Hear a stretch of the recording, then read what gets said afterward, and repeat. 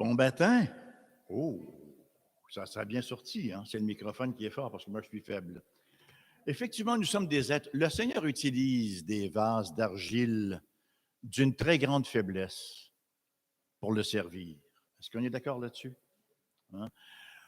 On est petit comparativement à l'Éternel et on est faible qui plus est. Tout va très bien et voilà qu'on a un petit malaise passager. On nous donne quelques médicaments et on est complètement démoli. Alors, ayez pitié de moi ce matin, c'est dans l'état où je suis. Ayez de la compassion.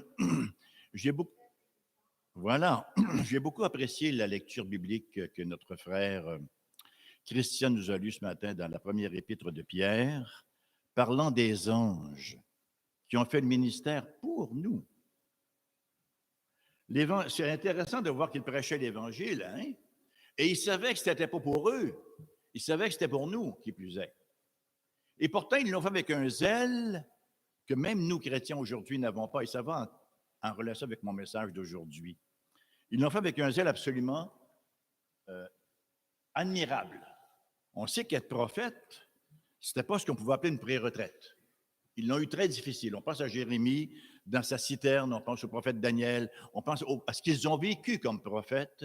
Et ils prêchaient un message. Bon, bien sûr, ils en étaient en quelque part bénéficiaires, mais c'était un message de l'évangile du Christ Jésus qui était encore à venir. Alors, j'ai trouvé ça tout à fait admirable de la part des prophètes. Et même, ça émerveillait les anges qui tentaient de venir mettre leur nez là-dedans.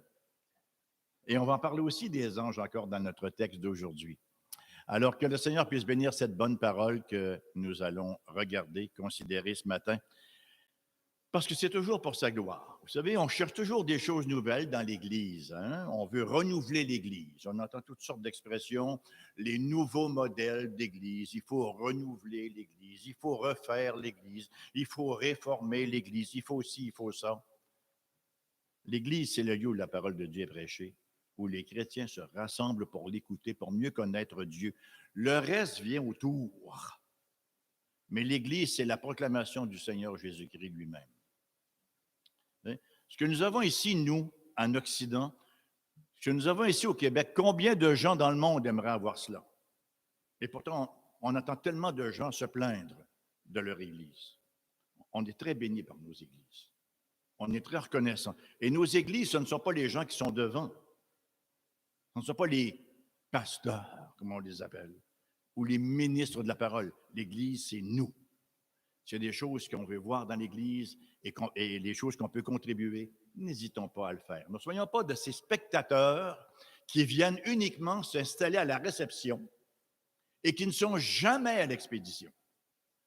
Parce que nous avons tous un ministère. C'est ce que nous allons voir encore aujourd'hui dans le texte que nous entrevoyons ce matin, parce que nous allons poursuivre notre démarche dans l'Épître aux Éphésiens, pour la simple raison que c'est la prédication expositoire, expository preaching, right? L'Esprit du Seigneur a inspiré un livre, ben, on le proclame de la même façon. Et on proclame celui-là, comme on l'a dit à maintes et maintes reprises, parce que nous sommes en implantation d'Église et c'est l'Épître de l'Église. Alors, ça nous dit ce que nous sommes et ça nous dit également ce que nous sommes appelés à être et à devenir toujours davantage. Je nous invite sur cette note joyeuse. Est-ce que c'était joyeux? Oui. Hein? Alors, à ouvrir la parole du Seigneur au chapitre. C'était pas joyeux d'André? Oui, c'était joyeux. Oui, d'accord. Alors, Éphésiens chapitre 3, nous lirons les versets 1 à 13 ce matin.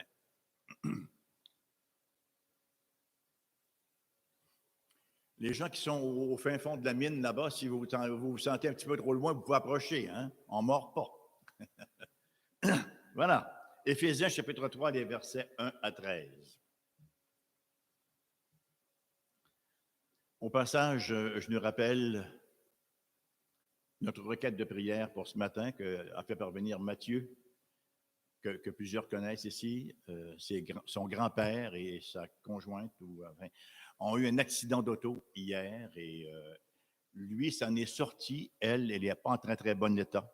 Alors, Matthieu demande qu'on prie, bien sûr, pour eux. Je présume que la prière première est pour leur âme. Je ne crois pas qu'il soit à l'Évangile prier pour leur âme.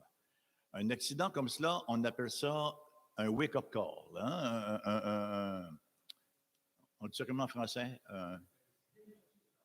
Le petit Mathieu qui a de la jeunesse à Québec, et il est familier avec la jeunesse que nous avons ici, et il a envoyé un courriel à cet effet-là. Alors, on appelle ça un signal d'alarme peut-être, hein, une alerte en tout cas, qu'on peut partir n'importe quel moment. On s'en va sur la route joyeusement, le bras sorti par la vitre, hein, et on sifflote. Et voilà, l'accident se produit, on peut disparaître au moment même. Alors, prions pour eux que ce soit une bonne réflexion dans la situation présente. Prions également pour nos frères et nos sœurs à Cuba. C'est pas facile ce qu'ils vivent là-bas, vous savez. Ma femme me donnait hier un article de Yatniel Pérez, qui est un de mes bons amis, avec lequel j'ai fait des conférences aux États-Unis lorsqu'il a pu venir, et avec son père Daniel également. Ce sont des réformés baptistes là-bas qui travaillent avec beaucoup d'ardeur et de zèle pour la proclamation de l'Évangile. Et Yatniel a démarré un séminaire qui s'appelle le Carey Seminary.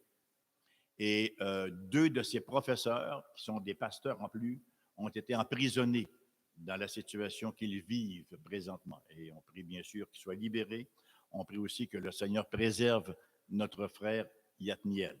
On sait que le peuple là-bas ne reçoit pas beaucoup d'appui des autres gouvernements, malheureusement. Pourtant, si vous êtes déjà là à Cuba, c'est pathétique. Comment ce peuple-là peut vivre là-bas, et certainement qu'on peut prier pour eux, et on peut très bien comprendre leur réaction. Et alors, on prie pour tout le monde, là, que la paix revienne et que nos frères et nos sœurs soient sous la protection de notre Dieu. Alors, je demanderais peut-être à notre frère, ou à une sœur, à un frère ou à une sœur, de nous conduire en prière pour ces deux requêtes-là, si vous voulez, selon ce que le Seigneur dirige et conduit.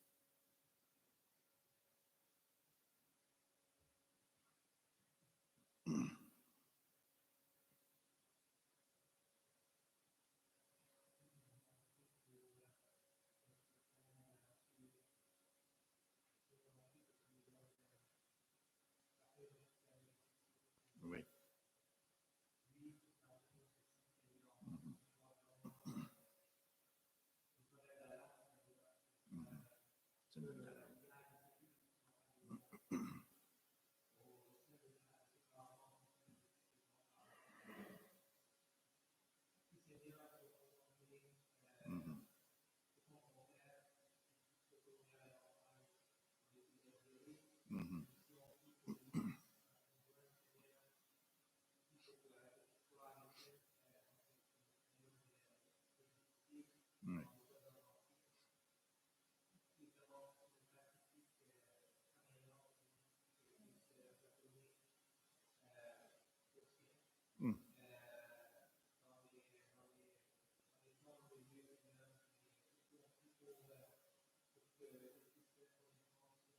Oui, amen.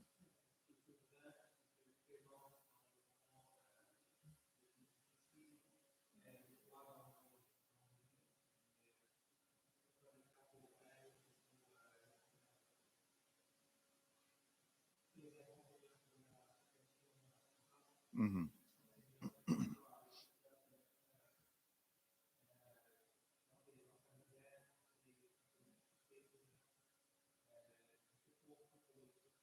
Oui, oui. Mm-hmm. Mm.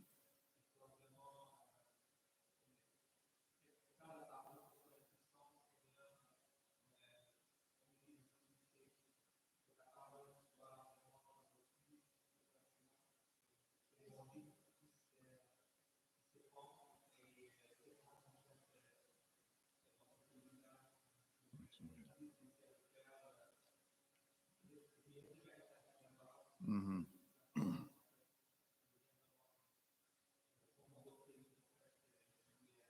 Mm-hmm. Oui.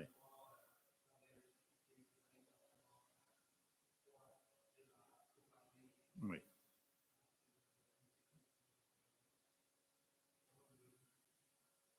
Amen. Amen. Merci, frère. Merci beaucoup. Ouvrons la parole de Dieu, si vous voulez bien, au chapitre 3 de l'épître de Paul, donc aux Éphésiens. Éphésiens chapitre 3, les versets 1 à 13 que nous lirons ce matin.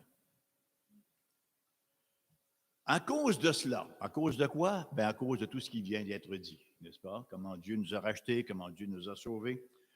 Et là, il va faire une longue pause à sa prière et il va y revenir au verset 14 seulement. Il y a une espèce de petite parenthèse qui est quand même très importante ici.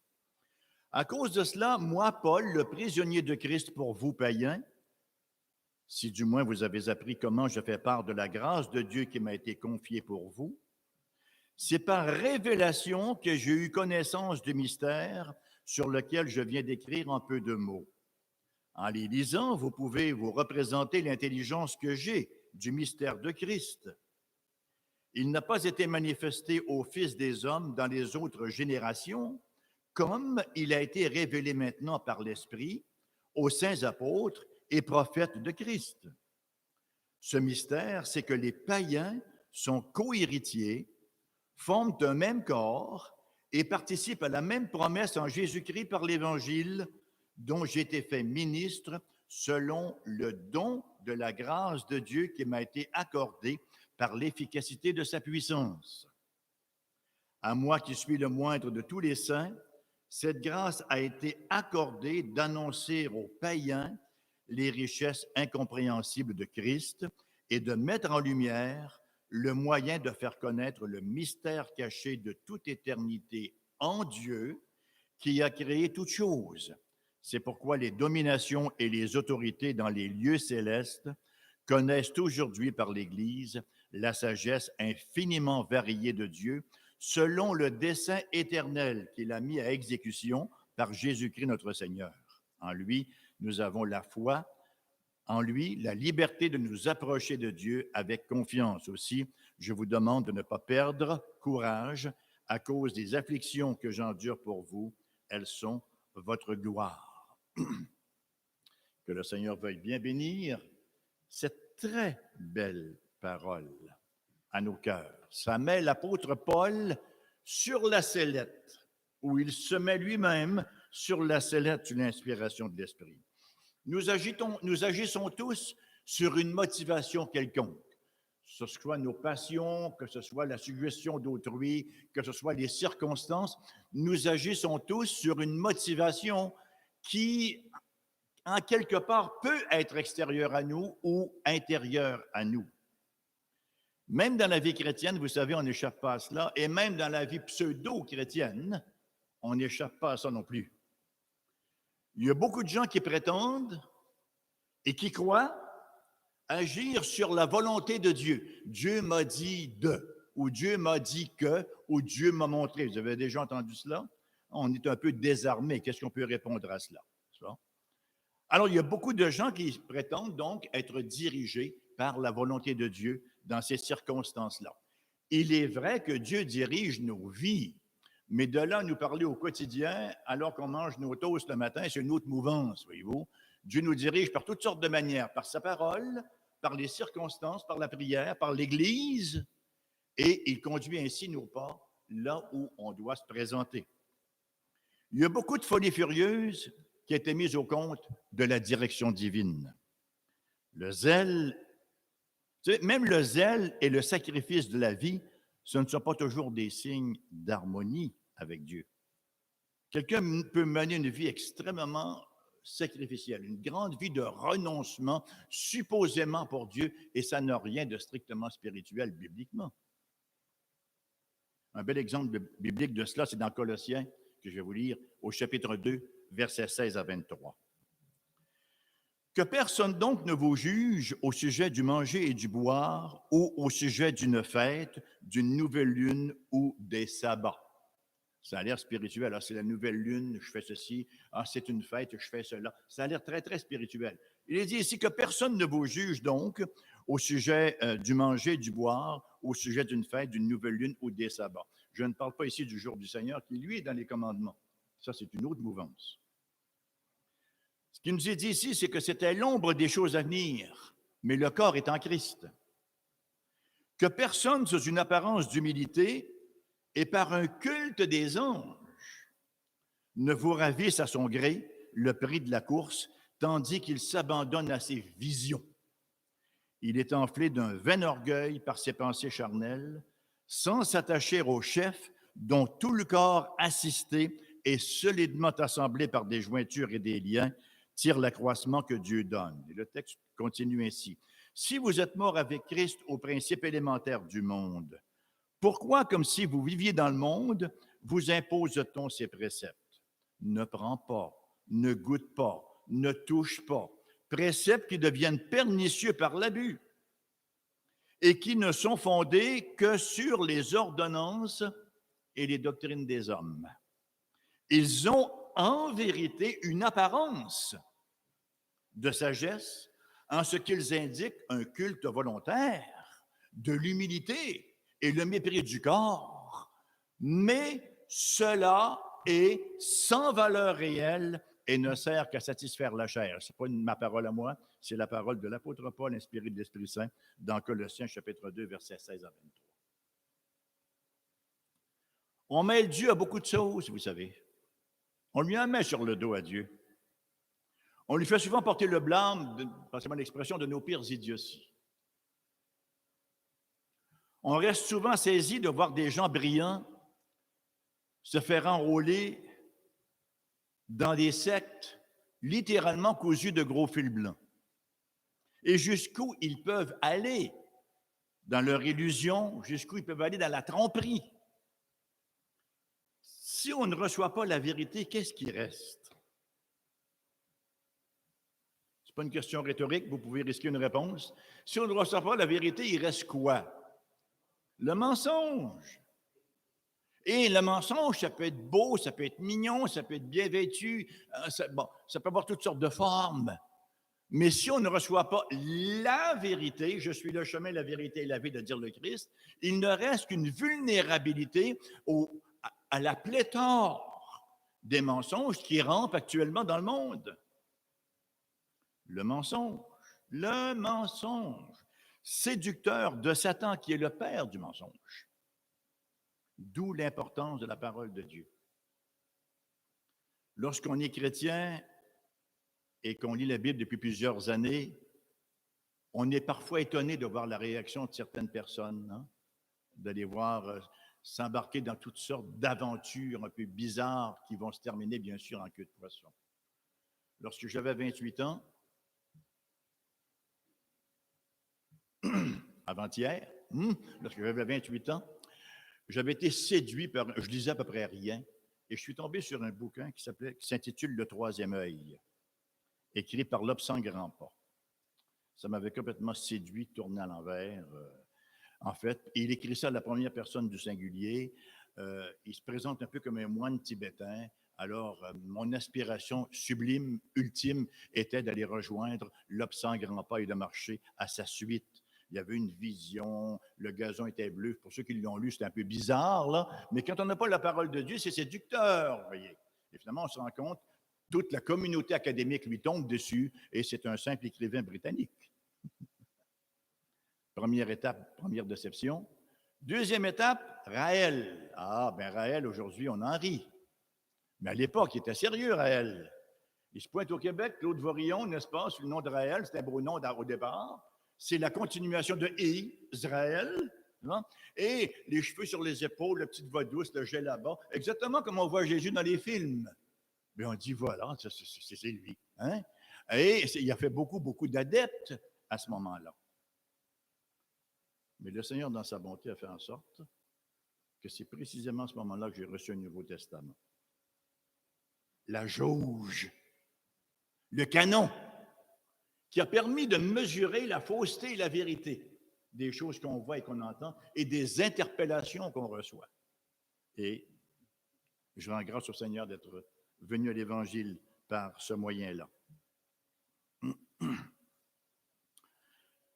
Dr. Brian Chappell, que certains connaissent peut-être, qui est le président du Covenant Theological Seminary au Missouri, écrit ce qui suit.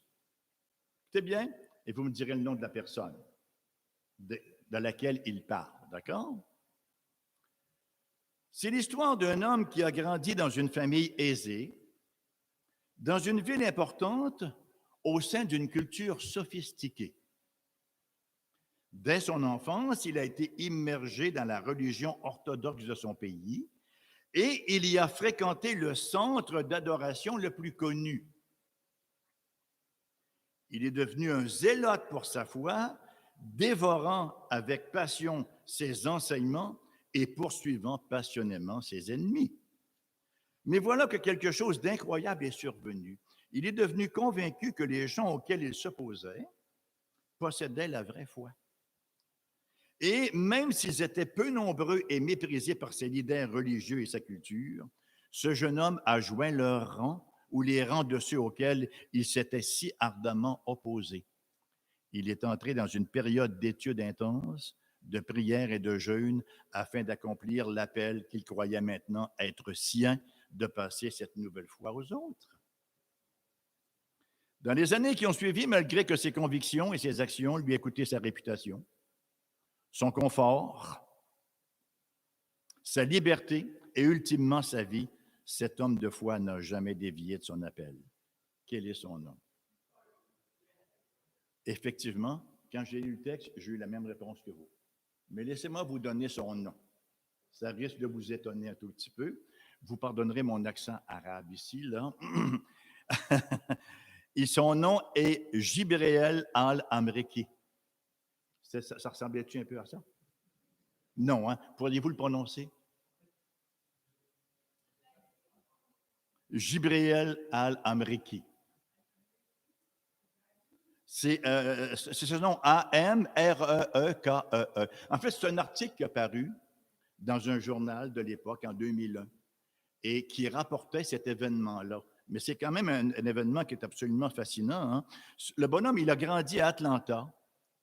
Il a fréquenté dans son enfance une église baptiste bien connue avant de devenir musulman, avant de joindre les rangs d'Al-Qaïda d'Osama Ben Laden et de mourir martyr en 1997 dans une attaque djihadiste visant à planter un drapeau de l'islam à Cachemire. Publié dans le US News and World Report, 10 juin 2001, page 17-18. Bien sûr qu'avant de lire son nom, on m'a dit, ben voilà, c'est Paul, quoi. C'est identique comme expérience. On voit beaucoup de parallèles entre la vie de ces deux hommes-là. Et les deux prétendent agir sous la gouverne de Dieu, sous la férule de Dieu, vous voyez. Qui a raison? Les deux ne peuvent avoir reçu un appel de Dieu, un appel aussi contradictoire. Ces deux appels ne peuvent certainement pas tous deux être de Dieu. Pourquoi est-ce qu'on choisit l'appel de Paul? C'est relativement simple, à mon avis. L'appel de Paul révèle sa véracité à la lumière de la parole de Dieu. On voit un apôtre qui est prêt à mourir à lui-même, un apôtre qui est prêt à vivre pour Dieu et pour les autres, pas les tuer les autres, mais un amour qui est prêt à mourir à lui-même et à vivre pour Dieu et pour les autres, à tout faire pour l'avancement de l'Église, une posture de grâce et d'amour exactement à l'image de Dieu. Il ne marchait pas dans le but de faire sauter les autres et de se réjouir ensuite.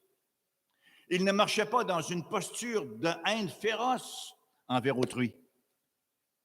Il marchait dans l'amour, ce qu'il n'était pas auparavant, à l'époque de son pharisaïsme. Mais sa transformation par l'Esprit de Dieu en avait fait ce serviteur. Paul est devenu le serviteur de Dieu. Il est devenu le serviteur, comme on l'a lu dans le texte de ce matin, le serviteur d'un mystère, le serviteur d'un moustérion, pour employer le beau mot grec. Et c'est l'un des grands thèmes, ou des grands termes, devrais-je dire, du vocabulaire de Paul, le mot mystérion, le mot mystère. C'est quoi un mystère? Généralement, on va comprendre ce mot-là en termes d'inconnu. Ah, c'est un mystère, c'est un mystère, c'est un mystère. On a connu, Diane et moi, une personne qui dit, ah, c'est un mystère, c'est un mystère. Hein? Alors, il n'y avait rien à expliquer, c'était mystérieux. Puis c'est vrai qu'il y a des choses qu'on n'explique pas, qu'on reçoit par la foi. Non pas qu'elles soient irrationnelles, mais elles sont supra-rationnelles, elles dépassent notre entendement. Parce que le christianisme n'est jamais irrationnel. Il va devenir supra-rationnel, mais il est toujours très rationnel. Mais ce n'est pas la signification biblique du mot qui décrit quelque chose qui dépasse la capacité de l'esprit humain, c'est-à-dire quelque chose qui ne peut être compris ou su sans révélation. Le terme fait donc référence à un élément connu uniquement par des initiés, par ceux à qui cela est révélé, et c'est précisément dans ce sens-là que l'apôtre l'emploie. C'est le mot employé ici, c'est dans ce sens-là que l'apôtre l'emploie, où seuls les initiés savaient un petit peu ce qui se passait, comme dans les religions mystères, si vous me passez l'expression, de l'époque. Quel est ce mystère? Ben, c'est relativement simple pour nous, c'est l'Église. C'est un grand mystère pour le monde. Est-ce que le monde ignore que l'Église existe? Non. Est-ce que le monde sait c'est quoi l'Église? Non. Est-ce que les inconvertis qui ont fréquenté l'Église savent c'est quoi l'Église? Non plus. Le mystérion révélé, on va l'étudier un peu plus à fond ce matin. Donc, dans cette péricope-là, 1 à 13, Paul utilise 2 fois une expression identique en grec. Et c'est traduit en français par don de la grâce de Dieu. Paul est en train de nous dire qu'il a reçu 2 dons. Dieu lui a fait 2 cadeaux. Dieu n'a pas déposé sur ses frêles apôtres apostoliques des fardeaux. Non, il lui a fait cadeau, hein, il lui a offert 2 dons extraordinaires. Et c'est vraiment des dons. Paul ne dit pas, mais j'aurais tellement aimé faire autre chose, j'avais tellement de projets dans ma vie, j'ai tellement de dons que je n'ai pas pu exploiter parce que Dieu m'a contraint à. Non, il ne voit pas ça comme faire des hic. Il voit ça comme des dons que Dieu lui a faits et il en est extrêmement reconnaissant. Quels sont ces dons-là?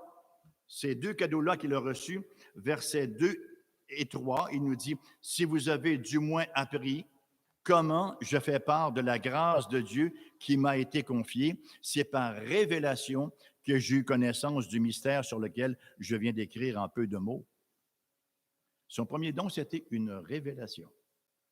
J'ai reçu une révélation, dit-il.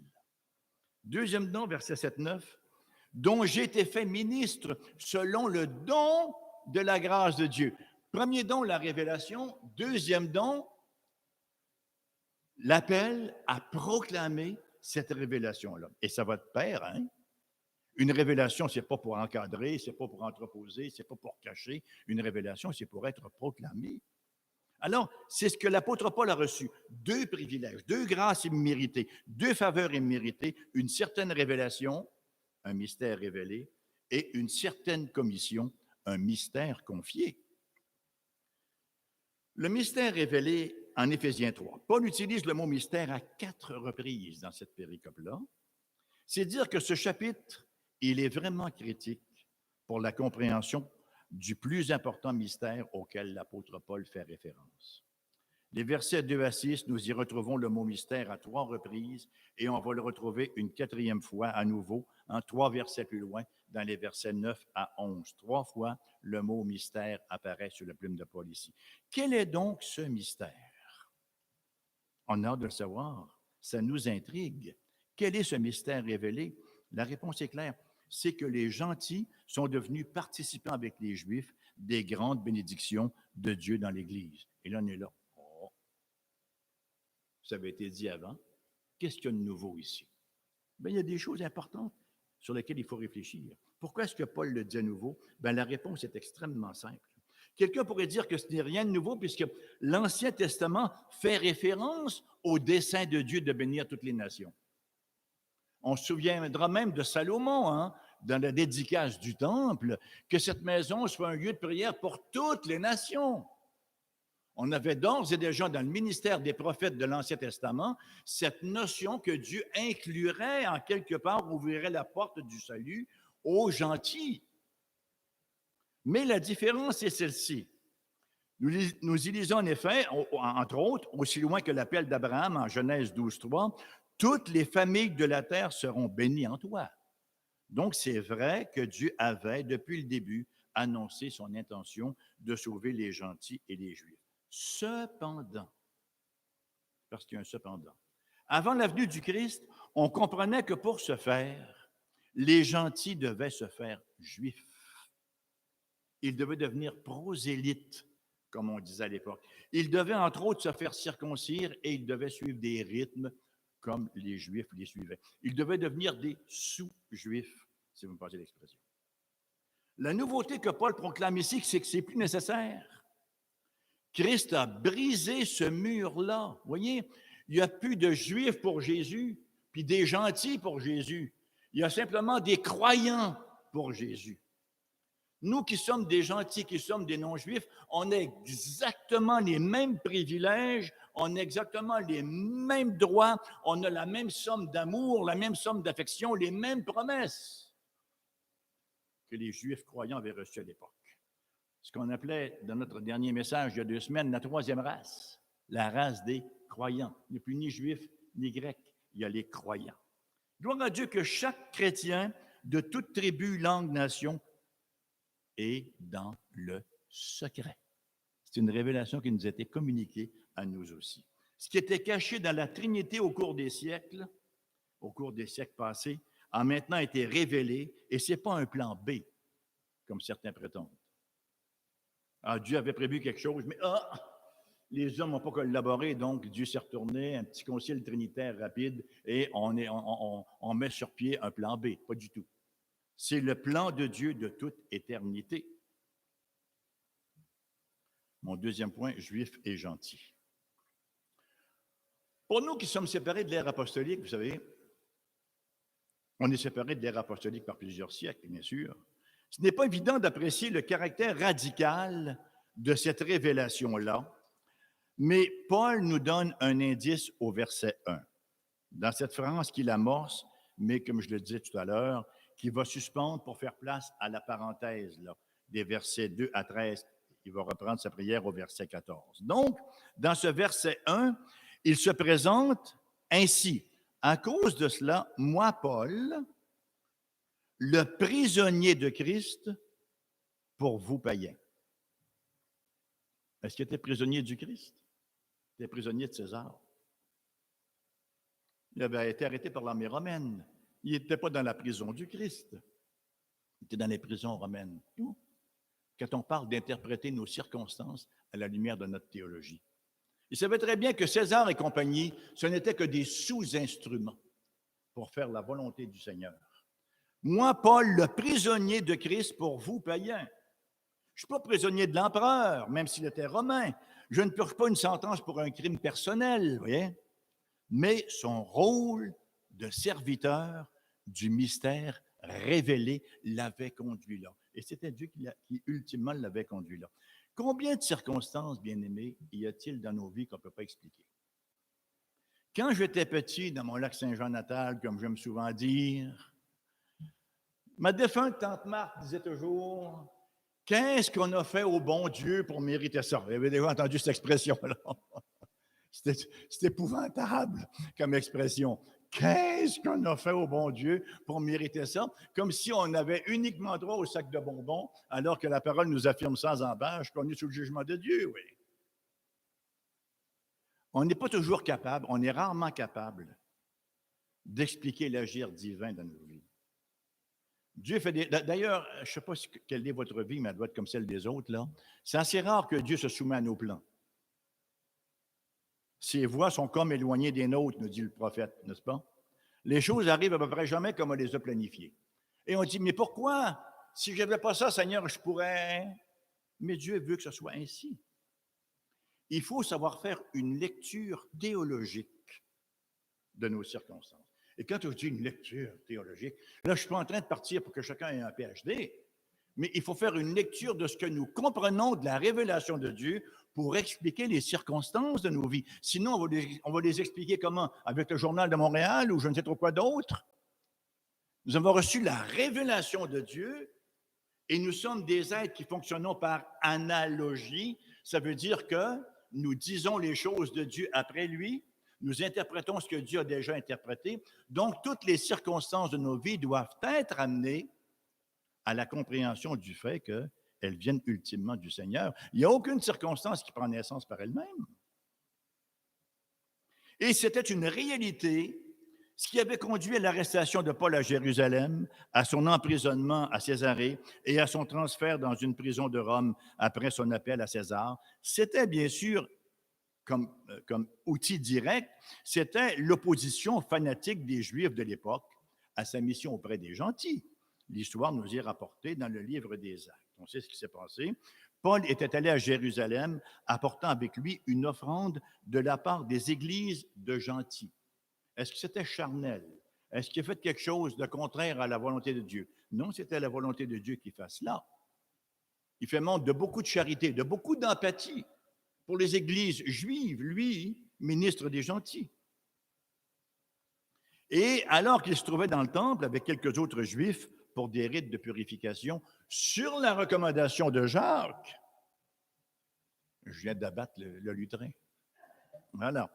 Sur la recommandation de Jacques, pour des rites de purification, voilà que les Juifs d'Asie le voient et montent la foule contre lui. Il crie, on le sait, ce qui s'est passé en Actes 21-28, « Hommes israélites, au secours! Voici l'homme qui prêche partout et à tout le monde contre le peuple, contre la loi et contre ce lieu. Il a même introduit des Grecs dans le temple et a profané ce saint lieu. » Cette dernière accusation était bien sûr fausse.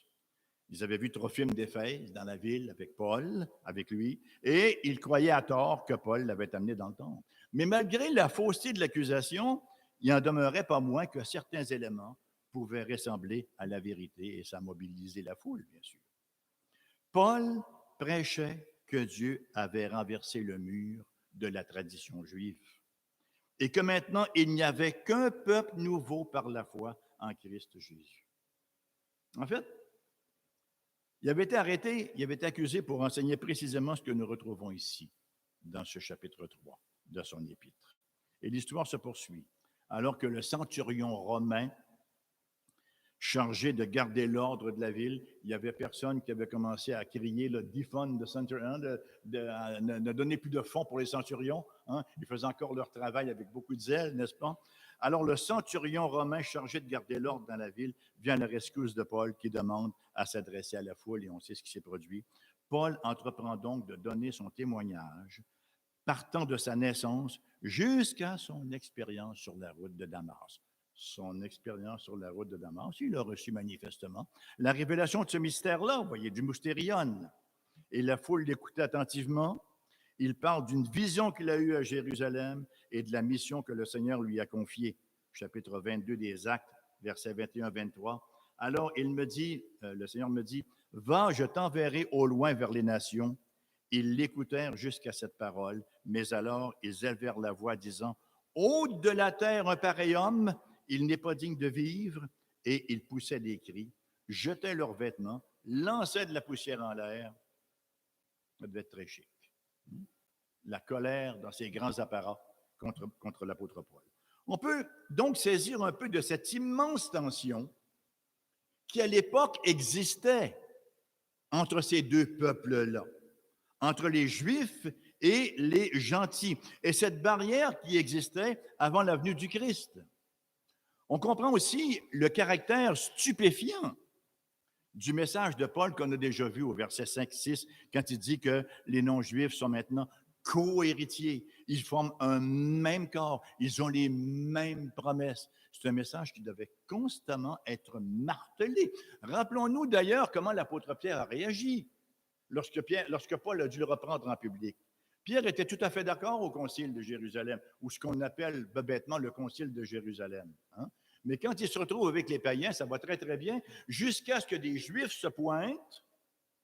Et là, Pierre prend peur et commence à jouer à l'hypocrite. Même Barnabas s'est laissé emporter par cela. Ça prend du courage et ça prend une belle lecture de qui nous sommes pour demeurer fidèles dans ces moments-là.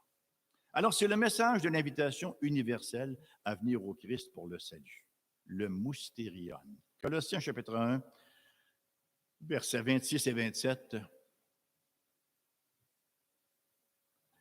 écrit ce qui suit. Le mystère caché de tout temps et dans tous les âges, le même mystère, le mystère caché de tout temps et dans tous les âges, mais révélé maintenant à ses saints, Dieu a voulu leur faire connaître la glorieuse richesse de ce mystère parmi les païens, savoir Christ en vous, l'espérance de la gloire. Christ en vous, l'espérance de la gloire. Et on connaît la définition du mot espérance dans un concept biblique. Le mot espérance n'est pas un vague espoir qui risque de ne pas se produire. Un espoir déçu. Non, c'est une assurance. Hein? Ce n'est pas hier qu'on le lisait pendant le cours. Cette espérance, nous la tenons comme une encre de l'âme sûre et solide. Christ en vous, l'espérance, l'assurance de la gloire. Et ça m'amène à mon troisième point, la proclamation, un ministère confié. Donc, il y a premièrement eu une révélation, premier don, et le deuxième don, un ministère, une commission, le ministère confié. Paul se voit le dépositaire d'une vérité révélée et de facto, il se sait missionnaire de cette même vérité-là à proclamer. Nous ne sommes pas propriétaires du moustérion. On n'est pas propriétaire du mystère du Christ. On en est les fiduciaires. Nous avons à l'administrer. On ne regarde pas passer comme les vaches regardent passer le train là, dans les campagnes, n'est-ce pas? On est partie prenante de ce ministère-là. On l'a reçu par révélation et de facto vient avec le ministère de la proclamation. Et nous avons ici une vérité sur laquelle il nous faut nous arrêter pendant quelques instants. Révélation et commission vont de pair. Ils sont indissociables. Une vérité révélée, c'est un don à administrer. Envoyez-moi un bel amen là-dessus. Il n'était pas très beau, je vous pardonne d'arrêt. Hein? Alors, une vérité révélée, c'est un don à administrer. Ça va mieux. C'est donné pour être partagé, non pas pour être monopolisé. Écoutez, on le fait avec les découvertes les plus banales de ce monde. Hein, les nouveaux iPhones sortent, vous avez des gens 48 heures en ligne pour aller acheter le premier. C'est banal, un iPhone. Hippocrate, rappelons-nous d'Hippocrate, le serment d'Hippocrate, on ne le fait plus maintenant. Mais on était tenu, avec toute nouvelle découverte, d'en faire la promotion, de la faire connaître. N'avons-nous pas, nous, une interpellation en tant que chrétiens à proclamer? Nous sommes au bénéfice d'une révélation à proclamer. L'Évangile, ce n'est pas quelque chose que nous aurions découvert nous-mêmes, mais c'est une révélation de l'Esprit de Dieu. Maintenant que nous avons cette révélation à salut, allons-nous la taire? Allons-nous la cacher dans notre maison? Allons-nous la garder sous les bancs de l'Église? Ou allons-nous la proclamer? Avec cette révélation vient la commission, celle de la faire connaître. Ce n'est pas un fardeau, c'est un don, c'est un privilège, un grand privilège que Paul décrit comme un don de la grâce de Dieu. Un don de la grâce, c'est redondant, ça. Don et grâce, la grâce, c'est un don, c'est une faveur imméritée. C'est un don de la grâce de Dieu. Et Paul va s'acquitter à merveille de cette tâche-là. En fait, la connaissance du glorieux plan divin se fait en 3 étapes et en 3 stages. Premièrement, au verset 8, faire connaître les richesses de Christ aux gentils. À moi qui suis le moindre de tous les saints, cette grâce a été accordée d'annoncer aux païens les richesses incompréhensibles du Christ. Agelizo, d'annoncer, qui veut dire littéralement évangéliser. C'est littéralement ce que le mot veut dire, evangelizo. Évangéliser, proclamer, rendre témoignage. Rendre témoignage de quoi? Des richesses incompréhensibles de Dieu. Dieu n'est pas venu pour nous appauvrir, vous savez. Dieu est venu pour nous enrichir. Il va parler parfois dans les églises ou dans les lettres aux églises de l'Apocalypse. Ah, tu te penses riche? Tu es plus pauvre que Job. Parce que les richesses du monde, c'est la pauvreté absolue. Ça nous fait nous reposer dessus. Et ce sont des richesses tellement banales. Pensons à un jeune homme riche qui se pensait riche. Dieu enrichit. Fausse conception qu'être chrétien, il faut être pauvre, comme je dis souvent. Pour être un bon chrétien, il faut être pauvre, malade et laid. Hein? On peut être riche, beau et en santé, puis être de bons chrétiens, vous savez. Dieu donne un lot différent à chacun et Dieu bénit les siens. Il vient pour nous enrichir, bien sûr, de grandes richesses spirituelles. En fait, ce sont des richesses qui nous sont décrites comme étant incompréhensibles. On ne peut pas les saisir, les embrasser complètement par la raison. Elles dépassent la raison. Elles sont insondables. Certaines personnes ont tellement peur d'être perdantes en venant au Christ. Je me souviens quand je travaillais à CKVL, il n'y a peut-être pas grand monde qui ont connu CKVL, là. C'est à l'époque où C'est quoi FM avait son AM. C'était CKVL. Moi, j'ai travaillé à C'est quoi et à CKVL. Et je me souviens que je témoignais à des personnes qui avaient un intérêt pour l'Évangile, mais ils avaient tellement peur de perdre des contrats. Ils avaient tellement peur d'être appauvris. Mais si Dieu nous enlève les richesses du monde, qui les enlève? Il va pouvoir en avoir besoin de toute manière, vous savez. On ne vit pas pour les richesses du monde, on vit pour l'éternité qui s'en vient. On entend parfois donc des gens se plaindre d'avoir laissé une belle carrière potentielle. Ah, j'aurais pu. Puis là, ils s'attendent à ce pauvre toi. Hein, non, Dieu nous a enrichis de son salut et de l'appel qu'il a placé sur nos vies. Et c'est ça l'évangile que nous proclamons, un évangile de renoncement à soi, mais de bénéfices infiniment plus excellents, à n'en pas douter. Faire connaître le mystère à tous les hommes. Verset 9. Mettre en lumière le moyen de faire connaître le mystère caché de toute éternité en Dieu qui a créé toutes choses. Le verbe que Paul emploie ici, c'est photizo, qui effectivement est le verbe illuminer, hein, le mot lumière. Amener à la lumière. C'est un verbe qui colporte à peu de choses près la même pensée que le mot évangéliser au verset 8, mais qui va un tout petit peu plus loin. Non seulement est-il question ici de proclamer, mais de mettre en lumière par une vie en harmonie avec l'Évangile, cet Évangile-là, effectivement, hein, mettre en lumière avec l'Évangile toute la grâce de Dieu manifestée dans la personne du Seigneur Jésus-Christ. Et troisièmement, au verset 10, faire connaître la sagesse de Dieu aux puissances cosmiques. Êtes-vous ésotérique un peu? Faire connaître l'Évangile aux puissances cosmiques, c'est pas petit. C'est qui, ça, les puissances cosmiques? Ce pas les extraterrestres. Ce pas les Elohim de Raël. Là. Il y avait des contacts réels. Hein? Il prétendait avoir pris un repas avec Bouddha, Moïse, Jésus, Mahomet. Hein? Il y avait des contacts, le bonhomme. Non, c'est pas ça dont il nous a parlé ici. Faire connaître l'Évangile aux puissances cosmiques, verset 10. C'est pourquoi les dominations et les autorités dans les lieux célestes connaissent aujourd'hui par l'Église. Qu'est-ce qu'ils connaissent? La sagesse infiniment variée de Dieu. Est-ce que ça ne nous fait pas décrocher la mâchoire un peu? Ces gens-là sont dans les lieux célestes, ils ne sont pas très loin de Dieu. Ils sont beaucoup plus près de lui que nous le sommes. Et pourtant, ils ne connaissent pas la sagesse infiniment variée de Dieu. C'est par l'Église que Dieu leur fait connaître. Très beau mot, hein? Polypoikoulos, qui est traduit par infiniment varié, qui veut dire de toutes les couleurs. Dans la Septante, la traduction grecque de l'Ancien Testament, c'est le mot qui décrit le manteau de Joseph.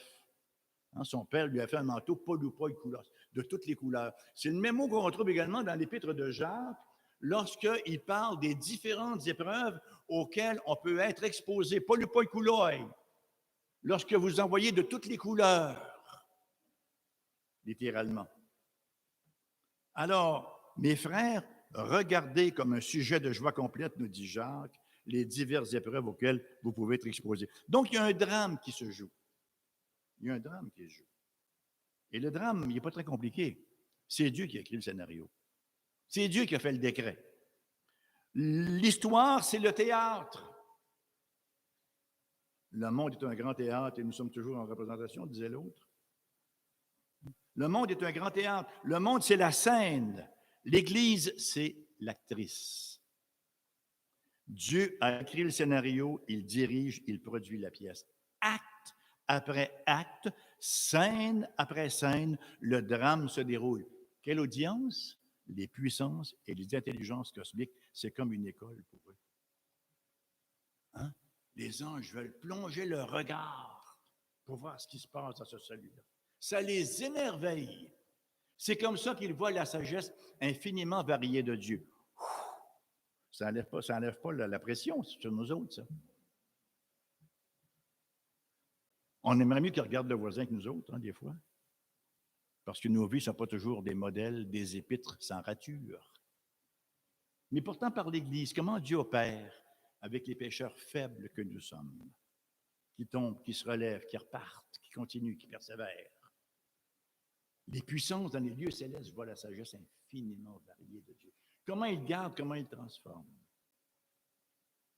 Il voit son amour, il voit son impassibilité.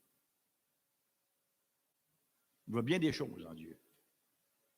Vous savez, le simple fait de prendre des gens comme nous et d'en faire, somme toute, des joyaux pour sa couronne de roi, ça implique beaucoup. Parce qu'on n'a pas l'air joyeux toujours. Mais Dieu voit toujours le produit fini parce qu'il est hors du temps et Dieu connaît tout. Bon, on pourra élaborer longtemps là-dessus. Donc, quand on veut savoir ce qui se passe dans le monde, on regarde des nouvelles à la télé ou ailleurs. Hein. Ne regardez pas trop les blogs ou les sites Internet. Hein. Il y a beaucoup de fake news là-dessus, remarquez qu'à la télé aussi. Là. Mais quand on veut savoir ce qui se passe un peu dans le monde, on regarde des nouvelles à la télé ou sur un autre média. Lorsque les dominations et les autorités dans les sphères spirituelles veulent connaître les derniers exploits de Dieu, quelle place qu'ils regardent? L'Église. Ils ouvrent l'Église. Ouvre-moi ça au canal de l'Église. Que je vois qu'est-ce que tu vas faire aujourd'hui. C'est pas merveilleux? Ça nous en dit long sur l'importance, la primauté de l'Église. Dieu qui sauve des pécheurs invétérés, qui restaure, qui transforme des vies, qui réconcilie des couples, qui fait que son Église avance en dépit de tout. Bon, il y a des travers, il y a plein de travers, ça va de soi. Mais à travers tout cela, Dieu accomplit son plan. Le dessein de Dieu a quelque chose de fascinant. Son mode de communication est d'une efficacité renversante. Premièrement, il fait connaître le mystère de son plan à Paul lui-même et aux autres apôtres, par révélation.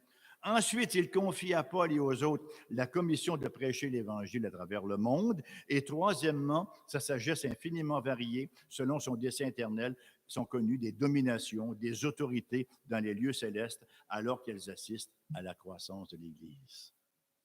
Ben, c'est ça le cycle divin de la communication, de la bonne nouvelle, qui passe de Dieu à Paul, de Paul et aux autres à l'humanité, et de l'Église sur terre, au ciel, à nouveau, aux puissances cosmiques. La centralité de l'Église de notre Dieu.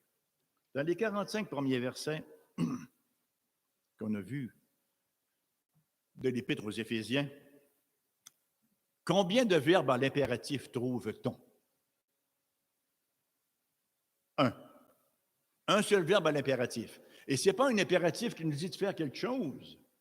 C'est un impératif qui nous dit de nous rappeler d'où nous venons. C'est important de se rappeler d'où on vient. Ça nous rappelle la reconnaissance aussi. C'est la raison pour laquelle le Seigneur a fait des mémoriaux dans l'Église. A commencé par la Sainte Seine pour qu'on se rappelle d'où on vient. Alors, le seul impératif, il apparaît au chapitre 2, verset 12. Et c'est une exhortation non pas à faire quelque chose, mais à se souvenir de ce que nous étions. Maintenant, Paul fait une transition vers une série d'encouragements alors qu'il s'apprête à passer à l'exhortation, à pousser les Éphésiens à répondre adéquatement à la grâce de Dieu. L'apôtre savait qui il était et pourquoi il était là. Pour savoir pourquoi on est là, il faut savoir qui on est. Quand on sait qui on est, on sait ce qu'on est et on sait ce qu'on doit faire.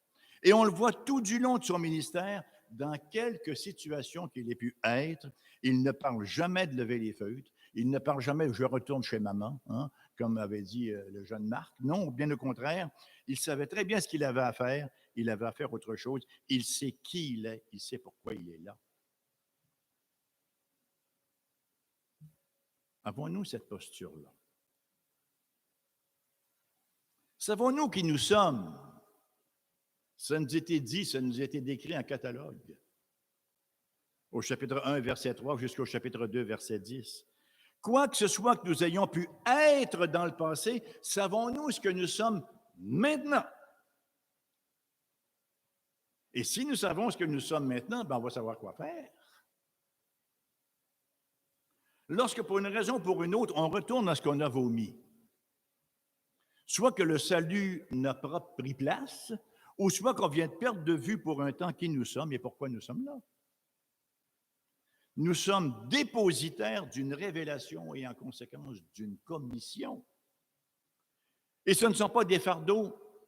Marc chapitre 16. Qui dit-on que je suis, moi, le Fils de l'homme? Pierre de répondre.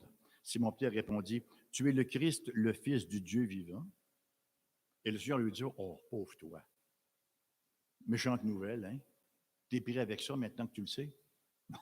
Il lui dit quoi? Tu es Macarios, tu es heureux, tu es béni, Simon-Pierre. Tu as reçu une révélation parce que ce n'est pas la chair et le sang qui t'ont fait faire cette découverte-là. C'est l'Esprit de mon Père dans les cieux qui te l'a révélé. L'Église, vous savez, c'est le centre de l'histoire. Le monde se concentre sur les guerres, sur les événements, alors que le dessein éternel de Dieu, il nous est décrit au verset 11, selon le dessein éternel qu'il a mis à exécution par Jésus-Christ notre Seigneur. On prie pour les inconvertis et on trouve donc qu'ils ont une vie inutile et vide. Trouvez-vous cela? Ils se cassent la tête, ils se démènent, ils se font aller pour tellement peu de choses. On le fait souvent nous-mêmes, là. Mais eux, c'est leur vie tout entière.